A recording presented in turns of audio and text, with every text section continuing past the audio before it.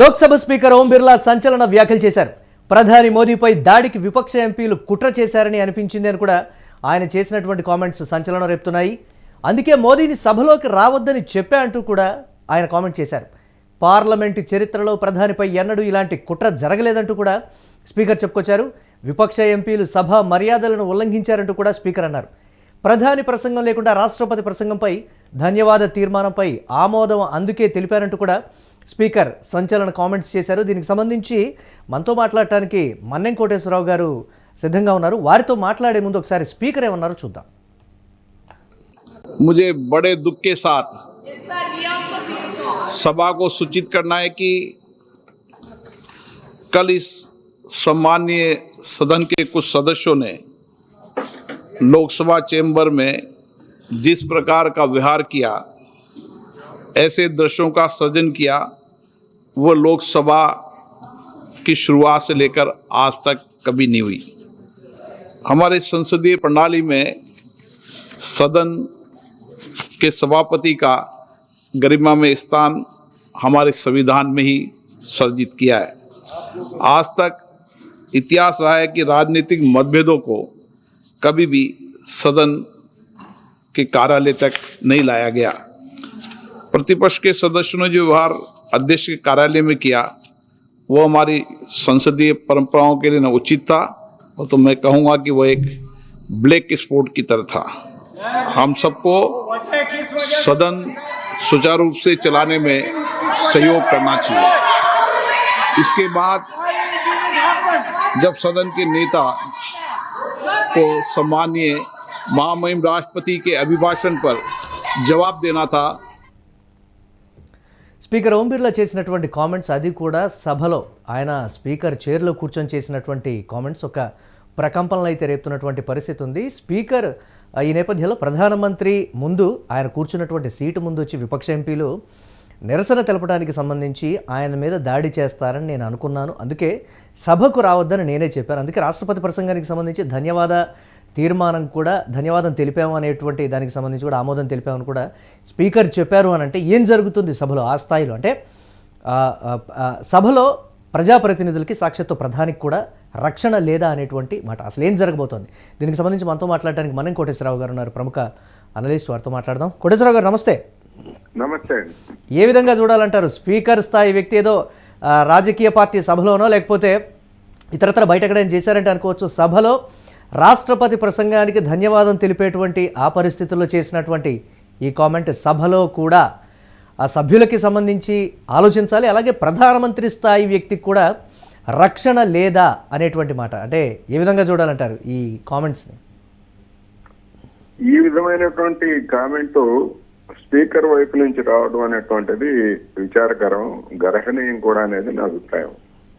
ఎందుకంటే పార్లమెంట్ లో ప్రతి సభ్యుడికి ప్రధానమంత్రి అయినా సాధారణ సభ్యుడైనా రక్షణ కల్పించాల్సినటువంటి బాధ్యత స్పీకర్ కు ఉంటది. అటువంటి ఏర్పాట్లన్నీ ఉంటాయి. కానీ 4 రోజులుగా సభకు సభాముఖం చూడనటువంటి ప్రధానమంత్రి మీద ఆయన లోక్సభకు వస్తే దాడి చేస్తారని నేను అనుకున్నాను. ఏ ప్రాతిపదికన అనుకుంటారండి?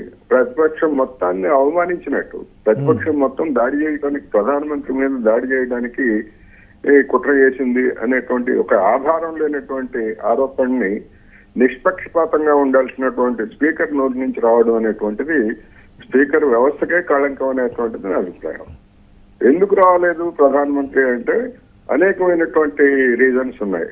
ఎపిస్టైన్ ఫైల్స్ లో ప్రధానమంత్రి పేరు ఉండటం, రెండోది మన భారత్ తోటి కుదిరిందని చెప్తున్నటువంటి వాణిజ్య ఒప్పందానికి సంబంధించి మన డొనాల్డ్ ట్రంప్ ఏకపక్షంగా చేయడం, ఇట్లా అనేకమైనటువంటి అంశాలు.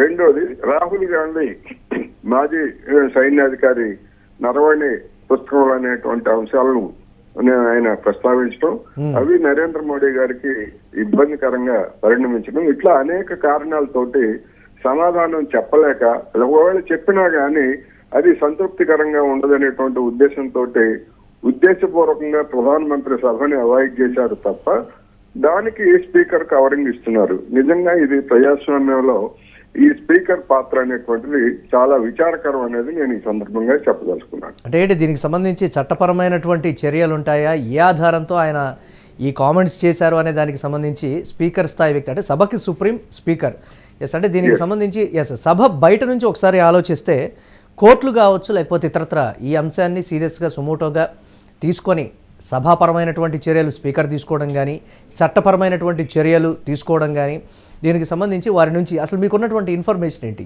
ఏ రీజన్తో మీరు చేశారు, ఆ చైర్లో కూర్చొని రాజకీయపరమైనటువంటి అంశం కింద చేశారా లేకపోతే నిజంగానే ఆయన మీద దాడి చేస్తారని మీకు సమాచారం ఉందా అనేటువంటి ఒక ఎంక్వైరీ కానీ లేకపోతే గతంలో ఎప్పుడైనా ఇటువంటి పరిణామాలు కానీ పరిస్థితులు కానీ వచ్చాయా కోటేశ్వరరావు గారు? దానికి సంబంధించి ఎలా ఉండబోతుందంటారు? గతంలో 2004లో మన్మోహన్ సింగ్ గారిని ఇదే బీజేపీ లేదా ఇతర కాంగ్రెస్ ను వ్యతిరేకించేటువంటి ప్రతిపక్షాలు ఆ రోజు ఆయన్ని ఇదే రాష్ట్రపతి ప్రసంగానికి ధన్యవాదాలు తీర్మానం సందర్భంగా మాట్లాడకుండా అడ్డుకున్నారు. అడ్డుకున్నప్పుడు అది ప్రధానమంత్రి ప్రసంగం లేకుండానే ఆ రోజు కార్యక్రమం తతంగాన్ని ముగించారు. ఇప్పటికి వచ్చేసరికి అప్పుడు ప్రధానమంత్రి వచ్చాడు సభకి, కానీ ఇప్పటికి వచ్చేసరికి ఆ విధంగా అసలు ప్రధానమంత్రి సభకే రాలేదు. ఎవరిచ్చారు స్పీకర్ కి? స్పీకర్ పరిధిలో ఉన్నటువంటి ఇంటెలిజెన్స్ వాళ్ళు ఇచ్చారా, లేకపోతే వెలుపల నుంచి వచ్చినటువంటి ఇంటెలిజెన్స్ సమాచారమా? వెలుపల నుంచి వచ్చినటువంటి ఇంటెలిజెన్స్ సమాచారం అయితే దాన్ని బయట పెట్టాలి. అవును, అదేమి దేశ భద్రతకి సంబంధించినటువంటి అంశం కాదు కదా. ఎవరిచ్చారు, ఏ ప్రాతిపదికన ఇచ్చారు? అసలు ఎప్పుడైనా ఆ విధంగా లోక్సభలో ప్రధానమంత్రి మీద దాడి చేసినటువంటి ఉదంతాలు ఎక్కడన్నా ఉన్నాయా?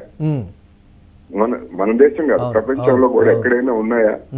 అందుకని ఇవన్నీ ఒక విపరీతమైనటువంటి ప్రకటన స్పీకర్ నోటి నుంచి రావడం అంటే స్పీకర్లు పాలక పక్షాలకి ఏజెంట్లు గానో లేకపోతే వాళ్ళ తరఫున వీళ్ళు బాధ్యత తీసుకొని ప్రతిపక్షాల మీద ఒక విధంగా ప్రతిపక్షాల మీద దాడి చేయటమే. అధికార పక్షం చేయాలి అటువంటి దాడి.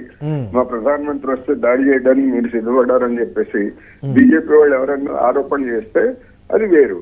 కానీ ఏకంగా స్పీకరే లోక్సభలో ఆ విధమైనటువంటి ప్రకటన చేసి నాకు అటువంటి సమాచారం ఉంది అని చెప్తే ఇవన్నీ ఏంటి సమాచారం అనేటువంటిది కూడా ప్రశ్నిస్తారు. రేపు స్పీకర్ ని కూడా ప్రతిపక్ష ఎంపీలు ప్రశ్నించేటువంటి అవకాశం ఉంది. అంటే ఈ కామెంట్స్ను బట్టి చూస్తే దీనికి సంబంధించి సోషల్ మీడియాలో కూడా కొన్ని క్వశ్చన్స్ రేజ్ అవడం, రాబోయే అసెంబ్లీ ఎన్నికలకు సంబంధించి కొన్ని రాష్ట్రాల్లో జరగబోయేటువంటి అంశాలకు సంబంధించి దీన్ని ప్రధాన అస్త్రంగా తీసుకొని కూడా ఒక రాజకీయ అంశంగా మార్చబోతున్నారు అనేటువంటి ఒక ప్రచారం కూడా జోరుగా జరుగుతున్నటువంటి పరిస్థితి. ఆ స్థాయిలో ఈ అంశం